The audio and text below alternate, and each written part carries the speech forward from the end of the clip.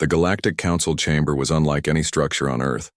Suspended in orbit above a dying star, its walls were living crystal, refracting pale light into rivers of color that painted every delegate in shifting hues. 100 species gathered, there their voices layered in a cacophony of tongues, clicking, growling, hissing, and resonating with mechanical clarity. Here, in the most powerful hall in the galaxy, the fate of worlds was decided. And into that storm of voices, one human stood alone. Ambassador Elias Crow looked small, almost fragile compared to the towering insectoids, scaled giants, and amorphous, beings of energy that shimmered in containment fields. He wore no ceremonial armor, no radiant robes, no genetically woven crown. Just a simple dark suit pressed to perfection, a relic of human tradition. The chamber fell to silence when he spoke. "Do not step on our soil," Crow said, his voice steady, though the air itself seemed to resist him. "For your sake, not ours." The words were not shouted nor laced with theatrics, yet they cut through the chamber sharper than a blade. For a heartbeat, the council stilled. The Vakari delegate, a reptilian warlord wrapped in gold-threaded scales, leaned forward, his slit pupils narrowing. "You would forbid the galaxy from your world?" he demanded, his tone like the crack of breaking stone. "You who only yesterday left your home star. You whose fleets number in scraps compared to our armadas." Crow did not answer with anger. He simply repeated, slower this time, like a teacher correcting a child. "Do not come to Earth." He offered no evidence, no reason, no threat. And then he turned his back on the council, a gesture unthinkable in a hall where posture meant power, and began to walk toward the exit. The silence broke. Laughter erupted, rolling across the chamber like thunder. The insectoid G clattered, their mandibles in delight vibrating their armored carapaces in mock applause. The crystalline Osirians pulsed with mocking colors, deep reds of amusement, bright whites of ridicule. Even the Creel warlords, who prided themselves on stoicism, allowed sharp-toothed grins to break their masks. The sound grew, filling the chamber, cascading through the crystalline walls until it became an echoing storm of mockery. Only a handful of delegates remained silent. They did not laugh. They stared at the holographic star map floating above the chamber's center, every inhabited system glowing blue, every neutral zone in pale gray. And there, on the edge of the spiral arm, hung a single sphere marked in red. Earth, its glyphs, were ancient, older than the council itself. Warnings etched not by humans but by species long forgotten. One delegate, a withered being whose form shimmered like smoke trapped in glass, whispered into the roar of laughter, "What do they know that we do not?" But the words were lost in the storm. Reports were filed. Earth's envoy was dismissed as prideful, as arrogant as desperate. The archives labeled the message as bluff, a scare tactic from a species too small to defend itself. For while humanity had risen fast, their fleets were few. Their technology was not primitive, but neither was it exceptional. Their history, bloody, fractured, a record of self-destruction and survival in equal measure. Survivors, yes, but never conquerors. And to the council, that meant weakness. Soon, whispers spread across the stars. Earth was not truly off limits. The humans were simply trying to ward off stronger hands. They feared discovery, feared subjugation, feared being consumed by civilizations older and grander than their fragile nations. And what species, asked the empires, had ever survived by hiding? So the whispers turned into plans. Plans became fleets. And the fleets began to chart a course toward the blue-green world the humans had so solemnly marked as forbidden. For in the galaxy, a warning not backed by power is not a shield. It is an invitation. The night sky over Earth should have been calm. Stars scattered like dust across the heavens, the moon watching in quiet vigilance. Instead, the first thunder rolled not from storms, but from engines. They came hidden in shadows. Alien dropships, black as obsidian, slipped through Earth's atmosphere beneath the cover of storm clouds. Their hulls absorbed radar, their drives masked by electromagnetic storms engineered to mimic natural weather. To the untrained eye, it was only a restless night. To those who knew better, the skies trembled under invasion. In New York, people woke to the rumble of something not quite thunder. Windows rattled, dogs barked. A child peered out from a high-rise window and whispered to her mother, "The stars are falling." The first alien walkers touched down in Central Park, their long, spindly legs sinking into soft earth. Armor shimmered like oil-slicked glass, bending light around their forms. Their operators inside, scaled soldiers of the Vakari Dominion, marched, with a predator's certainty. The park's silence unsettled them. No alarms blared, no soldiers waited. Only trees swayed in the wind, as though watching. In the Sahara, ships landed in waves, sand spiraling upward in great columns beneath the roar of repulsor drives. Vast transports disgorged ranks of soldiers, war beasts, and armored crawlers. Their engines carved fire across dunes. Yet for all their power, they faced only emptiness. Not a shot fired, not a single defender in sight. Across the planet, from Shanghai's neon towers to the quiet valleys of the Andes, it was the same. Alien vessels descended. Metallic titans strode through streets, scanning, searching. Cities were not in flames. They were quiet, eerily quiet. Humanity had not risen in panic, had not fled in chaos, and silence unnerved the invaders more than resistance ever could.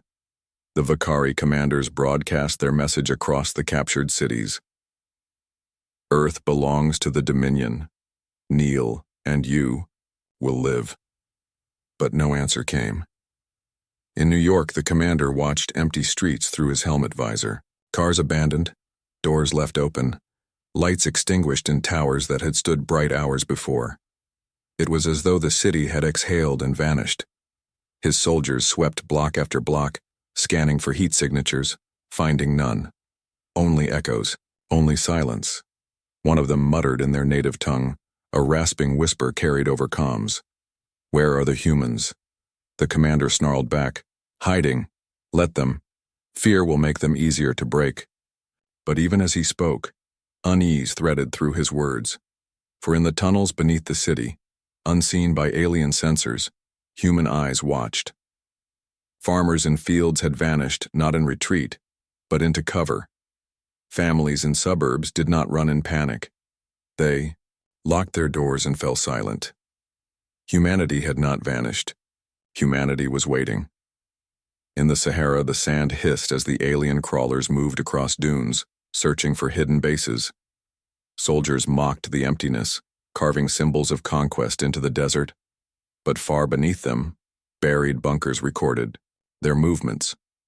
Satellite arrays tracked their columns with cold precision. Earth was watching every second, every step.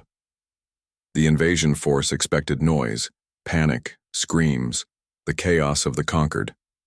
Instead, they found stillness. And in that stillness, doubt began to bloom. The commander of the fleet, orbiting high above in a flagship shaped like a dagger of black stone, watched his tactical displays. Earth's communications had gone dark. Civilian transmissions ceased. Military channels were silent. To him, it meant surrender. The humans had broken before battle even began. He smiled. "Pathetic," he declared to his council. "This world is ours." But far below in the shadowed streets, a different truth whispered. The humans had heard the thunder. They had seen the walkers. They had watched the skies burn with alien fire. And they had chosen not to scream, not to run. They had chosen to wait. For 3 days, the invaders roamed Earth unchecked. Their ships squatted like carrion birds over the world's greatest cities: New York, London, Shanghai, Cairo, São Paulo. Yet not a single human army rose to meet them. The Vakari Dominion had expected resistance. They had prepared for desperate militias, gunfire in the streets, defiant shouts from rooftops. Instead, they were greeted by silence. The commander of the New York garrison stood at the edge of a skyscraper, his black armor reflecting the storm-tossed sky. He looked down at the empty avenues where alien walkers patrolled between buildings plastered with human signs he could not read. Cars were left abandoned at intersections. Streetlights still glowed, humming softly in the rain, but the people were gone. He turned to his lieutenant. "Have we found any strongholds?" The Vakari soldier shook his head. "No, Commander. Our scans show traces of life, but they vanish when we move closer, almost as if the humans are ghosts," the commander growled. "Ghosts. No. Ghosts did not bleed, and humans would." In the Sahara, vast camps of Dominion soldiers sprawled across the dunes, their transports anchored like dark fortresses under a burning sun. Their patrols walked the sand for miles, scanning the horizon. But no caravans approached, no villages resisted. The desert itself seemed empty, as though the humans had been swallowed by the earth. One soldier muttered, "They flee before us," but another whispered, "No, they watch." The words spread like a sickness. In Tokyo, an alien squadron marched through narrow streets. Neon lights flickered, advertisements hummed, but no footsteps echoed. The air smelled of rain and machine, oil. A soldier knelt to examine a steaming bowl of noodles left untouched on a restaurant table. Chopsticks rested beside it as if their owner had stepped away only moments ago. The silence pressed against them. Not peace, pressure, like the pause between a predator's breath and its strike. One soldier clutched his weapon tighter, scanning the rooftops. He swore he saw a shadow dart across the tiles, but when he looked again, nothing remained. The Dominion fleet, orbiting high above, monitored the occupation. Their commanders grew restless.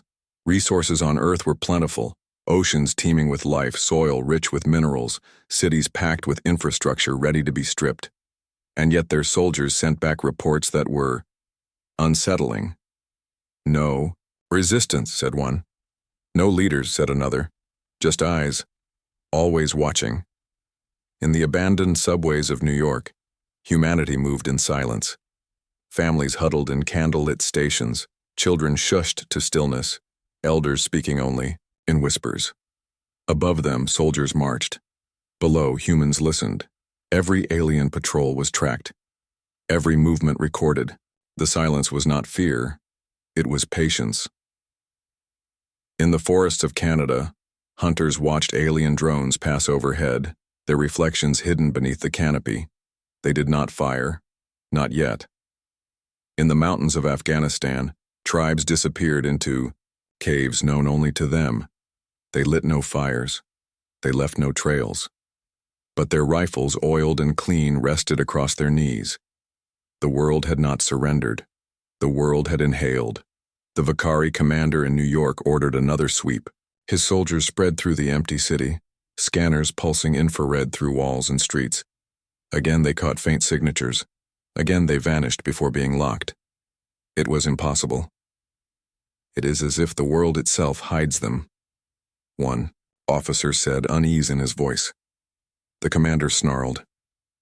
They are prey, and prey cannot hide forever. But when he looked down into the street, he swore he felt it, the sensation of being watched, not by frightened eyes, but by patient ones. Predatory ones. The silence broke in whispers, not from human mouths, but from alien comms.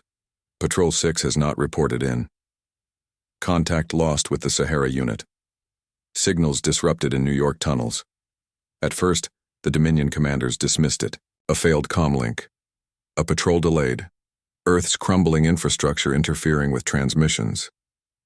But the disappearances continued. One by one, patrols dissolved into static. And then came the first recovered bodies. In New York, a squad of Vakari soldiers swept through a subway station. Their armored boots echoed down tiled corridors stained with graffiti. They expected emptiness. Instead, they found scorch marks, walls blackened, steel warped. Then, the bodies. The soldiers lay crumpled against the walls, their armor fused into their skin as if fire itself had swallowed them whole. Weapons melted, visors cracked. The stench of charred flesh filled the tunnels. But there was no sign of an enemy. The commander who arrived on scene spoke the words his soldiers dared not. They were hunted. In the Sahara, a patrol convoy was found abandoned in the desert. Vehicles smoldered, their engines reduced to slag. The sand around them was streaked with blackened trails, not from retreat, but from something dragged. The soldiers' corpses were discovered half buried in dunes, armor torn open, their bodies left as if to be found. Their weapons had not been fired. Their eyes, unblinking in death, were wide with fear. The desert wind whispered through their helmets. In Tokyo, drone footage revealed something stranger. A Vakari patrol was moving down a neon-lit street when shadows shifted across rooftops. Heat signatures appeared and vanished too quickly for sensors to lock. One soldier turned sharply. His visor feed captured a blur, a flash of movement too fast to be natural. Then the recording cut to black. Hours later, their helmets were discovered, piled neatly in an alleyway, their visors shattered inward. No bodies, only silence. The Dominion fleets grew uneasy. This was not war as they knew it. No enemy lines, no open resistance, just shadows that struck and vanished. The commander aboard the orbital flagship demanded answers. We control their skies, their seas, their cities. How can prey hunt their predators? No one answered. In hidden bunkers beneath Colorado, humans listened to intercepted alien chatter. The words carried fear. Soldiers spoke of ghosts, of shadows, of unseen weapons that struck without warning. And in those bunkers, human commanders allowed themselves the faintest smile. For the first blood had been drawn. The war had begun, not with a roar, but with whispers in the dark. The Dominion commanders could no longer laugh. The whispers had turned into screams across their comm channels. Patrols disappeared. Outposts reported sabotage. Entire platoons went dark. The mighty occupation began to feel less like conquest and more like trespass into a predator's den, and so they searched for answers. The Vakari intelligence director ordered his scholars to sift through human networks, their satellites, their archives. Find what they fear, he commanded. Find what makes them hide. At first, the findings seemed trivial. Humanity's history was chaotic, primitive. Endless wars fought over faith, land, resources, civilizations rising and falling in cycles of fire. Billions dead at the hands of their own kind. To the Dominion, this was weakness, proof of a species, fractured and undisciplined. But then the scholars looked deeper. In the ruins of Moscow's old bunkers, they found records of weapons never unleashed. In Antarctic ice cores, they uncovered faint readings of energy signatures far beyond human norms buried beneath kilometers of frozen silence. In the deserts of Nevada, they uncovered ruins of testing grounds, scarred with radiation that lingered even centuries later. And buried within human networks, locked behind layers of encryption, they found references to something called protocol, extinction. The archives were fragmented, words cut off, images corrupted, but enough remained. For use only if humanity faces annihilation. We swore never again, never against ourselves. A weapon to end not wars, but civilizations. The Dominion scholars grew uneasy. These were not myths. The files were real. The weapons had existed. The question was, did they still? In Antarctica, an alien excavation team dug deep into the ice, seeking the source of the strange energy readings. Their drills carved into frozen caverns untouched for centuries. At last, they reached a vast steel door, its surface etched not in one language but in dozens. English, Russian, Mandarin, Arabic, Hindi, Swahili, every tongue of earth united in warning. Do not open. Sealed for all time. Here sleeps humanity's last sin. The Vakari commander overseeing the dig laughed at the inscriptions. To him, they were the markings of a frightened species dramatizing its own history. He ordered the door breached. The ice groaned. Steel shuddered. Alarms older than the Dominion itself began to hum, and for the first time since the invasion began, the Earth itself seemed to stir. In orbit, Dominion fleets watched as satellites thought dead for centuries flickered to life. Ancient human stations long abandoned sparked with energy. Faint signals echoed into the void. coded messages that made no sense to alien ears. In the Sahara, Dominion scanners detected something buried deep beneath the sands, massive silos, rusted with time, but humming faintly, their doors sealed, their purpose unknown, and in hidden human bunkers across the world the silence broke, not with words but with action. Keys turned, switches were flipped, generators rumbled back to life. Humanity had not forgotten. They had only chosen to wait. The Vakari commanders debated furiously. Some demanded immediate bombardment to destroy whatever slumbered beneath Earth's surface. Others warned caution.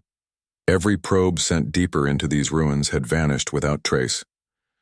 But the greatest unease came not from the weapons themselves, but from the humans' choice. They had built them. They had sealed them. And then, against all instinct, they had refused to use them even against each other. The Dominion, who prided themselves on conquest, could not understand it. Why would a species capable of such devastation choose restraint? The answer was whispered among the human survivors, hidden in tunnels and caves, waiting in silence. Because Earth knew that if the seal was ever broken, the galaxy itself would remember their name. The Dominion believed they had unearthed relics. They were wrong. The breach in Antarctica was meant to be symbolic, proof that Earth's warnings were hollow. The Vakari commander stood proudly as the steel door, sealed for centuries, shuddered and split under the force of alien plasma cutters. The ice cracked like bone. Gouts of steam hissed into the air. The alarms, archaic, mechanical, piercing, echoed across the frozen wastes. Then the door opened. The soldiers expected dust and silence. Instead, the cavern beyond pulsed with dim, crimson light. Consoles long dead flickered awake. Lines of code scrolled across walls of screens, written in human tongues the aliens could not understand. And in the center of the chamber, machines older than the Dominion themselves groaned back to life, their frames humming as though they had only been sleeping. The commander's arrogance faltered. "Report," he barked. But his soldiers' voices came back panicked, overlapping. "Systems are active. They weren't supposed to work. Something's responding to us." Across the planet, echoes rippled. In orbit, satellites long abandoned flared awake, their sensors burning through the void with a precision the aliens had never seen. Old stations, skeletal frames drifting in silence for centuries, unfolded like flowers of steel, weapons arrays clicking into place. Their signals bounced from one to the other, weaving a net of communication Earth's invaders could not penetrate. In the Atlantic, the ocean itself began to stir.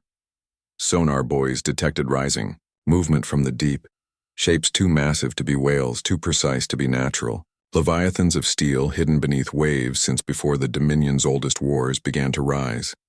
Their hulls, black with age and brine, gleamed as water cascaded off them. They were not relics. They were guardians. In the deserts of Nevada and Kazakhstan, long-buried silos rumbled. Dust cascaded from their doors as gears ground against rust. Inside, warheads hummed with a power not meant for war against nations, but against extinction itself. And in bunkers beneath the Rockies, men and women sat at consoles, their faces pale in the glow of awakening systems. Their ancestors had built these weapons, sworn never to use them. But now their hands hovered over controls, their eyes hardened. The restraint of centuries was cracking. The Dominion commanders panicked. Their fleet reported disruptions as human. Satellites blinded their sensors. Ships in low orbit were suddenly targeted by weapons rising from the seas. Drones dropped from the skies, their signals jammed, their cores overridden by systems older than their empire. "Impossible," one commander roared. "These humans are primitives." But the evidence told another story. Humanity had buried its deadliest secrets not in arrogance but in shame. They had sworn never again.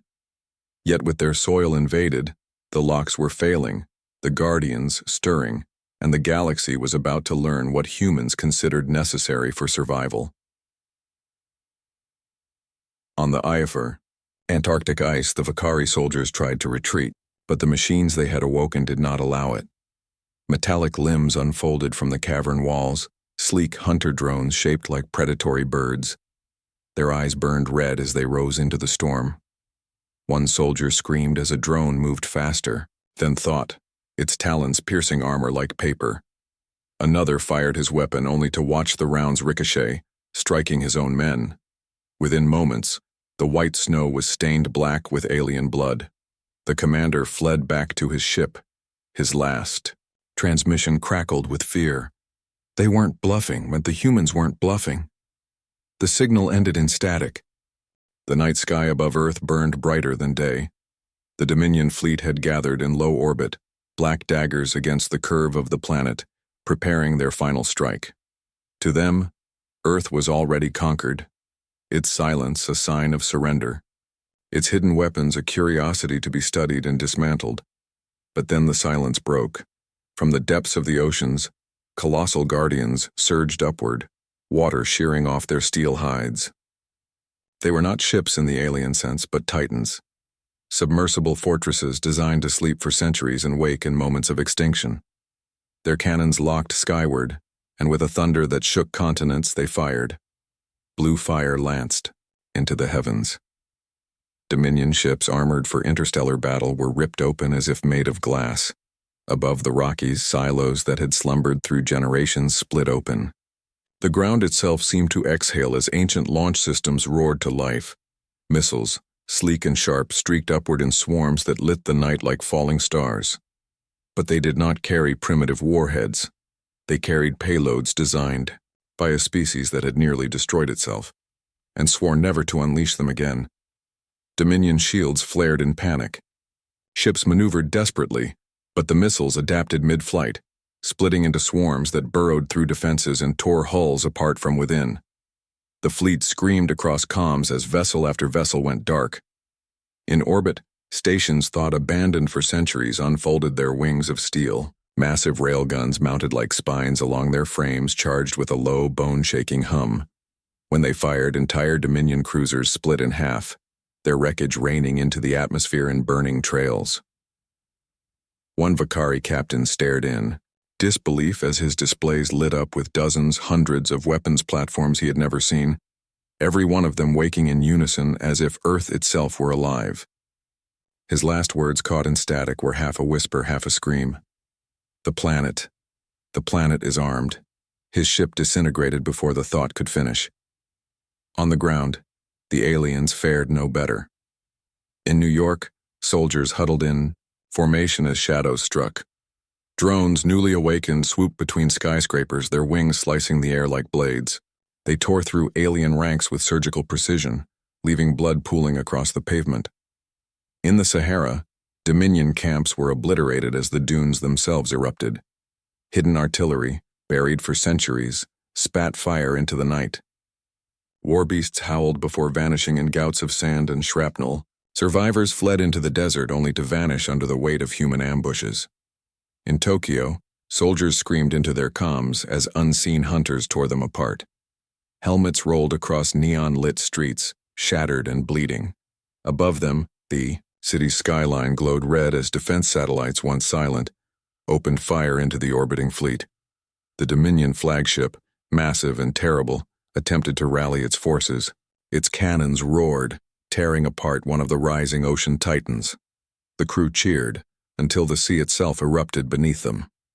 3 more Leviathans rose, their cannons blazing, their eyes glowing with cold, mechanical fire. The flagship shuddered under the assault. Fire ripped across its hull and its mighty spire collapsed into the void. From bunkers deep below the Rockies, human commanders watched silently. No celebration, no joy, only grim determination. They had promised their ancestors restraint, but restraint had been torn from their hands. And so Earth struck back, not with fury, but with inevitability. The Dominion fleet cracked. Ships fled toward the edge of orbit, pursued by swarms of human drones that hunted them like wolves among sheep. The night sky filled with fire, wreckage, raining down, streaks of burning metal cutting across the horizon. The invasion that began with silence now ended with screams. The stars above Earth were littered with wreckage.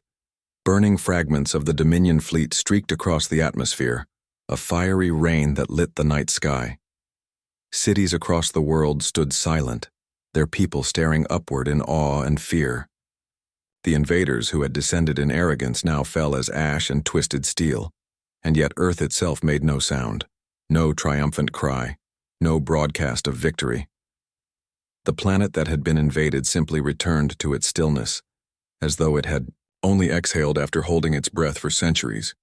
Survivors of the Dominion scattered, fractured warships limped away from orbit, hulls bleeding fire, their engines sputtering in desperation. Those who escaped did not look back. They did not regroup. They did not plot revenge. They fled. Across their comms, terror bled into words. They said it was off limits. They warned us. They warned us. We thought them weak. Gods forgive us, we woke them. The messages spread like a plague. First to their reinforcements, then to their allies, then across the Dominion itself. Soon whispers spread further, bleeding into every empire that had watched Earth with hungry eyes. The humans had not been bluffing. Earth was not undefended. It was a tomb of weapons, a mausoleum of guardians built not for conquest, but for survival, and survival had teeth. In Antarctica, the cavern sealed itself once more. Drones returned to their alcoves, eyes dimming to darkness. Consoles flickered one by one until the chamber was silent again. The snow fell gently over the scars of battle, as if the planet itself wished to forget. In the Atlantic, the Titans of steel sank back into the deep, waves rolling over them until they vanished into myth. In the deserts, silos groaned shut, their warheads buried again under endless sand. The wind erased the footprints of soldiers who had dared walk there, and in orbit, the stations folded their wings, drifting once more into silence, masquerading again as dead husks. The Guardians slept, but not everyone would forget. A single Dominion ship, broken and limping, reached deep space. Its crew, scarred and trembling, carried the tale. They would tell of the ocean monsters that rose from the deep, of the skies that burned with 1,000 hidden suns, of weapons older than empires, sharper than vengeance. And they would tell of silence, how Earth had not boasted, had not hunted them down, had not chased victory. It had simply defended itself, and then vanished back into stillness. The story would spread faster than light. A warning, a curse, a legend.